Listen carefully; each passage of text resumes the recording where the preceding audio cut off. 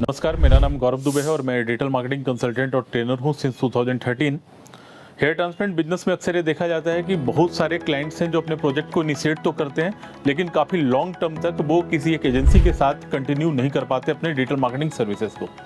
सबसे बड़ा रीजन ये होता है कि वो जो क्लाइंट्स होते हैं उनके एक्सपेक्टेशंस काफ़ी हाई होते हैं। उनके एक्सपेक्टेशंस के अकॉर्डिंग जो एजेंसीज हैं वो खरा काम नहीं कर पाता है। इसका मतलब ये है कि जो डिमांड लेकर के क्लाइंट्स आपके साथ काम करने स्टार्ट करता है, मीन्स कि एक डिजिटल मार्केटिंग एजेंसी के साथ काम करने स्टार्ट करता है, एजेंसी कहीं ना कहीं अपने काम में कोई ना कोई कमी ऐसा रख लेती है जिसके कारण उनके एक्सपेक्टेशन जो है वो फुलफिल नहीं हो पाते हैं।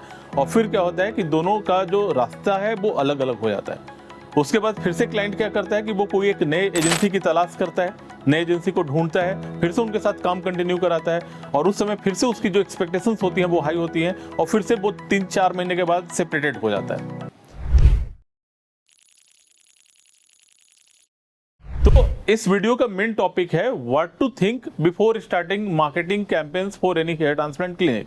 अगर आप हेयर ट्रांसप्लांट क्लिनिक के ऑनर हैं तो आपको कौन कौन सी बातों का ध्यान देना चाहिए जो कि डिजिटल मार्केटिंग स्टार्ट कराने से पहले का चीज़ है। ठीक है, अगर आप किसी भी एजेंसी के साथ अपना मार्केटिंग स्टार्ट करा रहे हैं तो ये कुछ पॉइंट्स हैं जो आपको अपने माइंड में नोट कर लेना चाहिए, फिर आपको मार्केटिंग इनिशिएट करना चाहिए। सबसे पहला जो पॉइंट होता है वो होता है कि आपको अपने बजट को लेकर के काफ़ी एश्योर्ड हो जाना चाहिए कि आप एक महीने में कितना बजट खर्च कर सकते हैं और आप लॉन्ग टर्म में वो बजट को कंसिस्टेंटली इन्वेस्ट कर पाएंगे या नहीं कर पाएंगे। अगर आप एक महीने के अंदर 1 लाख रुपए तक का कैंपेन रन कर सकते हैं तो आपको ये सोचना चाहिए कि कोई भी एक डिजिटल मार्केटिंग कंपनी एक महीने में ही आपके लिए रिजल्ट ला करके नहीं दे सकती है। तो आपको एक लॉन्ग टर्म के लिए बजट का एस्टिमेटेड लेकर के चलना पड़ेगा। अगर आप 50,000 का ही कैंपेन चला रहे हैं एक महीने में तो आप कम से कम 3 से 4 महीने का टाइम दें उस एजेंसी को। इट मीन्स कि आप 2 लाख रुपए का बजट अपने पास रखें। उसके बाद आप टेस्ट एंड ट्रायल करें कि आपके पास जो लीड्स आ रहे हैं वो कन्वर्ट हो रहे हैं या नहीं हो रहे हैं। क्योंकि बार बार मैं अपने पुराने वीडियो में बताता हूं कि हेयर ट्रांसप्लांट वगैरह के लिए जो पेशेंट्स का इंक्वायरी आता है आपके पास वो इंस्टेंटली कन्वर्ट नहीं होता आपसे। आपकी टीम को लगातार उनके साथ फॉलोअप करना पड़ता है, तब जाकर के वो पेशेंट कन्वर्ट होता है। तो सबसे पहला आपके माइंड में होना चाहिए कि मैं लगातार 3-4 महीने के लिए एक बजट डिसाइड कर लूं कितने बजट के साथ हमें पर मंथ में कैंपेन चलाना है, सो डैट कि एजेंसी को भी पता हो कि पर डे का उनका बजट क्या होगा और उस बजट में वो कितना लीड्स जनरेट कर सकते हैं और उनके 4 महीने में टोटल लीड्स के नंबर कितने हो जाएंगे।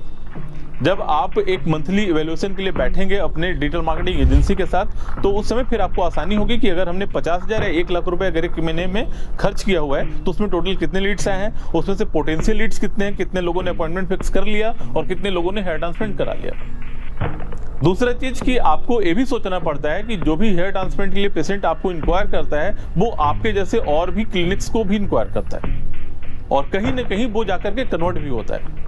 भले ही वो आपके क्लिनिक में कंसल्टेशन के लेना है लेकिन कोई ना कोई वो क्लिनिक को विजिट कर रहा है, अपना कंसल्टेशन वगैरह का जो काम है वो कर रहा है। और इसका जो डिसीजन होता है, मैंने प्रीवियस वीडियो में काफी बार बताया कि इसका जो डिसीजन होता है वो मल्टीपल फैक्टर्स के ऊपर डिपेंड करता है। लाइक आपके क्लिनिक का पास्ट रिकॉर्ड क्या है, आपके रिजल्ट्स कैसे हैं, आपके सर्जरी का कॉस्ट क्या है, आपका लोकेशन क्या है, आपके डॉक्टर का एक्सपीरियंस क्या है, आप कहाँ पर उसका हेयर ट्रांसप्लांट करने वाले हैं, पर ग्राफ्ट का कॉस्टिंग क्या होता है, क्या आप उसको कोई ऑफर पैकेजेज करने वाले हैं। तो ये सारी चीज़ें हैं जो उसको डिसाइड करने पर मजबूर करती हैं कि कौन सा क्लिनिक है जहाँ पर जाकर के मैं हेयर ट्रांसप्लांट करूँ। तो आपको जो भी लीड जनरेट हो रहे हैं आपके एजेंसी की तरफ से, आप अपनी सेल्स टीम को बोलिए कि आप उसको अच्छे तरीके से पिच करें, पेशेंट्स को कम से कम अपने क्लिनिक तक लेकर के आए। उसके बाद जो काम होता है डॉक्टर्स का, डॉक्टर्स अगर कंसल्टेशन प्रोवाइड अच्छे तरीके से करेंगे तो 100% आपका जो पेशेंट है वो कन्वर्ट हो जाता है। तीसरा चीज है कि आप जो टाइम स्पैन है उसको शॉर्ट मत रखिए। किसी भी डिजिटल मार्केटिंग एजेंसी के साथ आप काम कर रहे हैं तो छोटे टाइम स्पैन में आपको कोई भी रिजल्ट नहीं दे सकता। मेरा मानना है कि जो अभी तक मैंने ऑलमोस्ट 30-35 हेयर ट्रांसप्लांट क्लिनिक के साथ काम किया हुआ है, जिसमें से अभी भी हमारे पास 12 ऐसे क्लिनिक हैं जो लगातार 3 साल 4 साल से हमारे साथ काम कर रहे हैं। और सबसे मेजर फैक्टर क्या है कि उनके पास काफ़ी पेशेंस था, उनके पास अमाउंट का एस्टिमेटेड एक कैलकुलेशन था कि हमें 4-5 महीने तक king of digital marketing company को ट्राई करना है। अगर रिजल्ट अच्छा मिला then well and good, otherwise वो भी नेविगेट करते हैं। और जो हमने बताया कि इतने सारे क्लाइंट्स आए थे उसमें से सिर्फ 12 ही हैं हमारे पास जो कंटिन्यू कर पा रहे हैं। बाकी के जो क्लाइंट थे उनके पास लैक ऑफ अमाउंट भी था, लैक ऑफ पेशेंस भी था, ठीक है, और लैक ऑफ टाइम भी था। वो लोग कभी भी एक एजेंसी को 3 महीने 2 महीने से ज़्यादा समय नहीं दे पाए, और हमें लगता है कि आगे भी वो जिस एजेंसी के साथ काम कर रहे होंगे उनको भी वो समय नहीं दे पा रहे होंगे। तो अगर आप पैसे खर्च नहीं करेंगे, आप ये सोचेंगे कि हमारे को 2 ही लीड्स मिल रहे हैं 1000 रुपये में, 500 रुपये का एक लीड मिल रहा है, 600 रुपये का एक लीड मिल रहा है, ठीक है, तो अगर ज़्यादा पैसे लगाएंगे उसमें भी लीड का जो कॉस्ट होगा वो इतना ही चलेगा। तो आपको समझना चाहिए कि जो आपका सर्जरी है ये मिनिमम इंडिया की अगर मैं बात करूँ तो 40,000 45,000 रुपये से स्टार्टिंग होती है, ठीक है। तो आपके अगर 10 15 20 लीड में से एक भी अगर कोई कन्वर्ट होता है, 50 लीड में से भी एक कन्वर्ट होता है, ठीक है, तो आप धीरे धीरे करके सारी चीज़ों को मैनेज कर सकते हैं। मैं आपको एक डैशबोर्ड दिखा रहा हूं जहां पे मैं आपको दिखा सकता हूं कि रिसेंटली एक क्लिनिक है जो कि लगभग 1.5 महीने 2 महीने से हमारे साथ काम करने स्टार्ट किया। मैं आपको एक फ्लो दिखाऊंगा कि किस तरह से जो डेटा है, एडवर्टाइजमेंट का जो डैशबोर्ड है, वो किस तरह से एक फ्लो में अपने इंप्रूवमेंट की तरफ आगे बढ़ता रहता है। ये पहले मंथ का मैं आपको डेटा दिखा रहा हूँ, इतने 1000 रुपए का यहाँ पे ऐड चल गया। ये जो आपको स्क्रीन के ऊपर देख रहे हैं, आप देखिए कि एक्स अमाउंट है, इतने का ऐड चल चुका है, ठीक है, और इसमें मात्र इतने ही लीड्स मिले हमें। आप समझ सकते हैं कि इस समय में लीड का जो कॉस्ट है वो कितना हायर है। अब होता क्या है, मल्टीपल क्लिनिक्स हैं हेयर ट्रांसप्लांट की, सारे लोग चाहते हैं कि हमारे एडवर्टाइजमेंट टॉप रैंक में दिखे, और इस कारण जो उनका ऑप्शन होता है, जो उनके बिडिंग होते हैं, वो काफी ज्यादा हो जाते हैं। अगर कंपटीशन कम है किसी भी इंडस्ट्री का, तो आप देखेंगे कि कम पैसे में भी आपकी जो रैंकिंग है वो टॉप में दिखेगी, आपके ऐड हमेशा टॉप में दिखेंगे। लेकिन हेयर ट्रांसप्लांट ऐसा एक इंडस्ट्री बन चुका है जहां पे बहुत ज्यादा कंपटीशन है।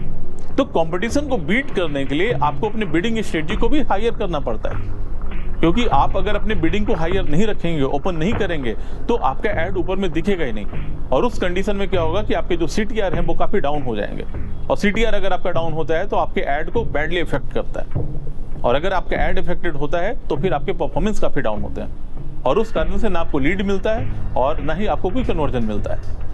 मैं आपको एक 7-8 दिन का डेटा दिखा रहा हूँ इस कैंपेन का, आप देखेंगे कि इतने का कैंपेन चला हमारा, इसमें एक भी लीड जनरेट नहीं हुआ। फिर हमने अपने एजेंसी से बात किया, एजेंसी मींस जो हेयर ट्रांसप्लांट क्लिनिक है, मैं उनको समझाया कि हमें अपने बिडिंग स्ट्रेटजी को और अमाउंट को बढ़ा करके रखना पड़ेगा। अगर हम लोग नहीं बढ़ा पाएंगे तो then we are not in the competition, हम लोग रेस से बाहर हैं। अगर आप रेस से बाहर हैं तो आप विन करने का कोई चांस ही नहीं वहां पे।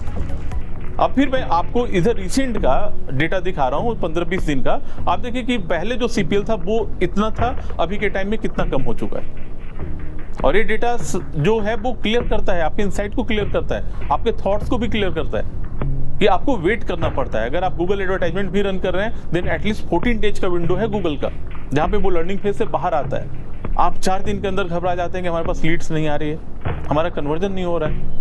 तो आपको घबराने की जरूरत तब है जब एक कंपनी आपसे 3 महीने 4 महीने का समय ले लेती है और उसके बाद भी वो अपने CPL को इंप्रूव नहीं कर पा रही है, लीड की क्वालिटी को इंप्रूव नहीं कर पा रही है, आपकी कन्वर्जन इंप्रूव नहीं हो रहा है, तब वहां पर आपको घबराने की जरूरत है। और फिर कोई ना कोई बेहतर कंसल्टेंट की जरूरत है, फिर आपकी टीम को कोई ना कोई एक अच्छी एजेंसी की जरूरत है आपकी कंपनी को।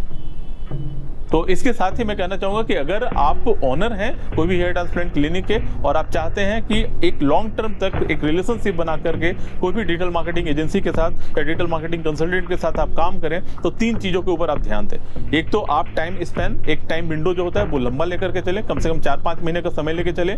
दूसरा, एक कैलकुलेटेड बजट लेकर के चले, ठीक है, और कोऑर्डिनेट करें डिजिटल मार्केटिंग एजेंसी को। अगर आप कोऑर्डिनेट करेंगे तो आपके प्रोत्साहन से उनकी टीम और ज्यादा अच्छे तरीके से काम करना शुरू करती है। और एक बहुत बड़ा प्लस पॉइंट है, अगर बार बार आप उनको एहसास दिलाएंगे कि आप अच्छा नहीं कर रहे हो, आप अच्छा नहीं कर रहे हो, तो जो होता है ना वॉइस का एक वाइब होता है, वो उनके माइंड में बैठ जाता है। और जाहिर सी बात है, अगर वो अच्छा करने के मूड में भी होंगे तो अच्छा नहीं कर पाएंगे सिर्फ आपके कहने से। तो ये हमारा पर्सनल तजुर्बा है जिसको आप कह सकते हैं, जो मैंने आपके साथ शेयर किया। अगर आपको भी अपने हेयर ट्रांसप्लांट क्लिनिक के लिए कोई भी एडवर्टाइजिंग एजेंसी की नीड है तो आप हमारे company king of digital marketing को कांटेक्ट कर सकते हैं। And we think that we can be appropriate digital marketing agency for your hair clinic. Thank you so much for watching this video.